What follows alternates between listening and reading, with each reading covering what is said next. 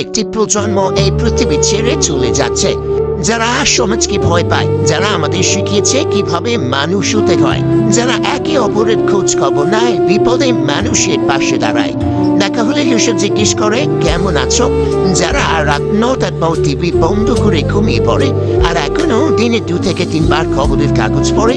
এইসব মানুষ আস্তে আস্তে নিঃশব্দে আমাদের ছেড়ে চলে যাচ্ছে, আর মাত্র কয়েকটা বছরের মধ্যে পৃথিবী থেকে চিরদিনের জন্য বিলুপ্ত হয়ে যাবে প্রজন্ম। হয়তো সেদিনই বর্তমান প্রজন্ম বুঝবে যে কি হারালো। আমাদের সন্তানরা হয়তো কখনো জানবে না কিভাবে মানুষের খোঁজ নিতে হয়, কিভাবে একে অপরের পাশে দাঁড়াতে হয়, সকালের হাঁটায় কি আনন্দ, খবরের কাগজের পাতায় কি গন্ধ। এই মানুষগুলো চলে গেলে চলে যাবে একটা সময়, একটা সংস্কৃতি, এক জীবনবোধ, একটি গুরুত্বপূর্ণ শিক্ষা তাদের সাথে চলে যাবে। তোমার বাড়িতে কি এমন কেউ আছে? তাহলে তাদের যত্ন নিও।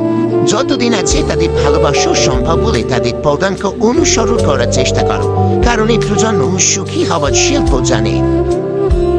আগামী 10 থেকে 15 বছরের মধ্যে